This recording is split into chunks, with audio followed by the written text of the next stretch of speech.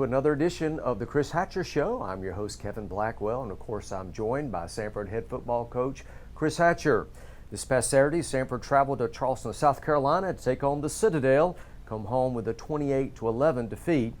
Samford falls to 3-4 overall, 2-2 in SoCon play. Coach, the margin of error in this league is razor thin right now, particularly when you lose the turnover battle as well. Talk about that, and just the parity in this league right now is just so close. I agree with you, Kevin. Every year that I've been in the league, I've always thought that we had a lot of teams that were very close to the same, and every now and then you'll have one or two that's just a little bit better than everybody else. This year it doesn't really look like that. It looks like a lot of guys are playing playing pretty even, and then somebody pulls away maybe late in the ball game. And then you throw in offensively the 3 turnovers we had on Saturday versus the Citadel. It just makes it very difficult to win, especially when you go on the road. So it was a disappointing day for us. But that happens in ball, and the key to good people and good men and good programs as they come back and they bounce back real quickly from that. And if our first practice of the week was any indication, I expect us to play much better this week than we did last week. Well, in defense, Noah Martin records 11 tackles. C.J. Douglas continues his amazing season. Another great game, 10 tackles, forced fumble.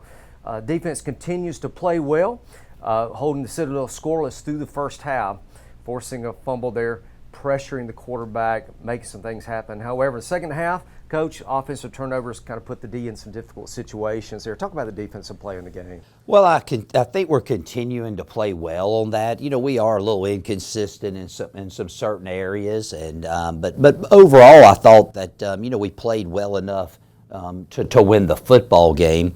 But it takes all 3 phases to complement each other to win ball games. And again, the offensive turnovers, especially 2 on our side of the field to start the third quarter, that allowed good field position for the Citadel, who were able to punch them in. That was a huge momentum swing. We missed a field goal. We had a couple poor punts that put us in some bad field position. We muffed a punt.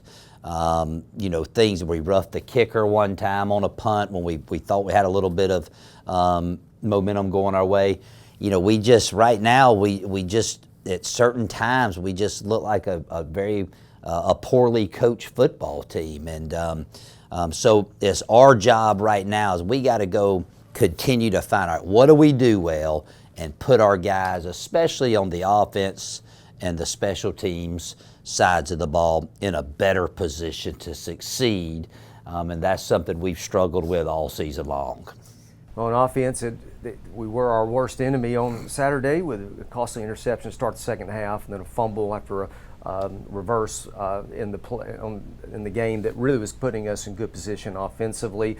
Give credit to the Citadel defense, though, but 4 of 12 on third down conversions, 0 2 on fourth down conversions. Coach, that's not going to win many games. You know that the Citadel wanted to shorten the game to their advantage. Every possession in games like this are very, very critical.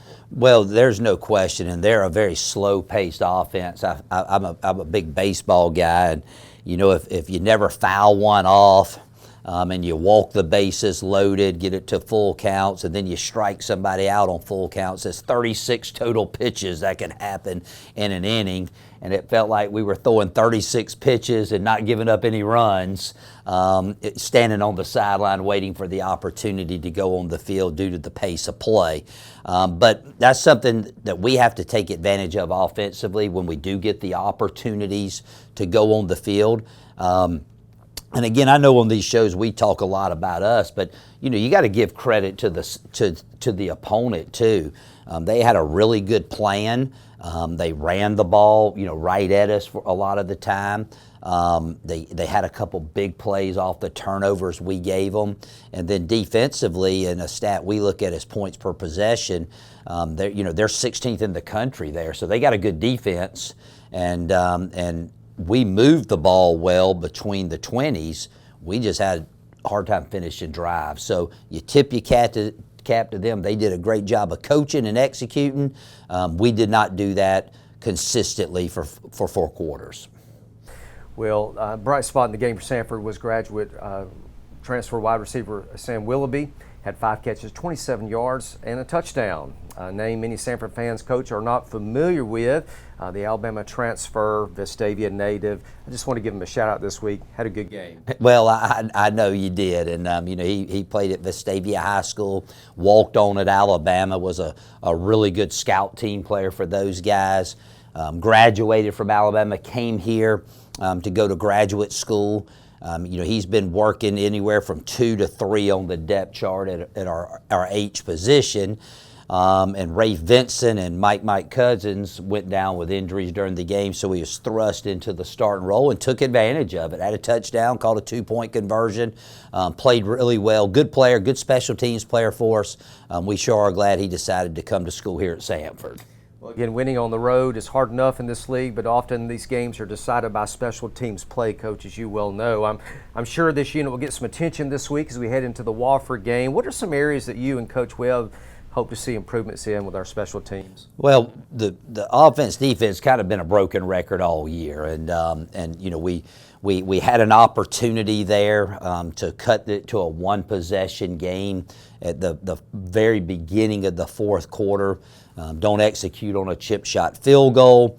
We muffed a punt.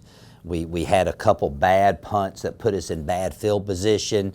It just comes down to being disciplined and consistent. And, it's like some of our guys, I think, don't have a lot of confidence in their abilities, but it's like I told the players, if we put you on the field, we believe that you can get the job done.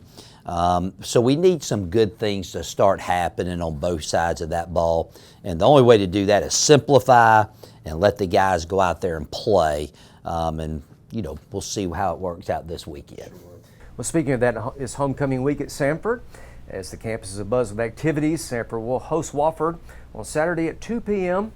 Wofford comes to Pete Hannah Stadium with 3-5 record, dropping a tough one last week against ETSU. Coach, the Terriers are a team that have played some different quarterbacks this year. They're looking for an identity in offense, but very physical, very good defense. It was 3-0 in their game last week, too, at halftime. Talk about Wofford, what you're seeing on film. Well, they're very similar to us in a lot of ways, okay? Record-wise, we're very comparable in the way this season's gone. They have had some struggles offensively, so have we. They hang their hat on their defense, so have we. So it'll be interesting to see how this one plays out, but have great respect for Coach Watson and his staff, and of course have great respect for Wofford University. They've been a stalwart in this league for a long time, and so we expect a tough Southern Conference battle at 2:02 Saturday here at Pete Hannah Stadium. It'll be good to get some of the players back this week. I know homecoming normally brings a lot of former players, student athletes, S-Club members back, and it'll be good to see them as well. Well, yeah, there's no question about it, and I think right before we filmed this show today, we announced our Hall of Fame class, and so congratulations to our 1991 team. That's getting inducted into next year's Samford Hall of Fame, and then also to James Bradbury, who I was very fortunate to have coached for a season, and he's been a tremendous supporter of our program, and he continues to excel at the highest level year in and year out, and he's just a great guy and a great ambassador for Samford. So congratulations to them and all the other athletes that are in, but we're doing a football show, so we're going to highlight the football players here today. Well, again, it will be great to welcome all our alumni and many S-Club members back to campus this week with our homecoming game. Kickoff again is set for 2 p.m. Pete Hannah Stadium. If you can't make it, plan to tune in on ESPN+. Tickets are still available at SamfordTickets.com. Coach, good luck this week against the Wofford Terriers. Thank you very much, and we look forward to having a huge crowd at the game, and especially at the dog walk. Want to see a lot of guys supporting our team, and hopefully we can find a way to get us a win here at homecoming this upcoming Saturday. Appreciate you, Kevin. Absolutely. Well, good luck this week. And that'll do it for this edition of the Chris Hatcher Show.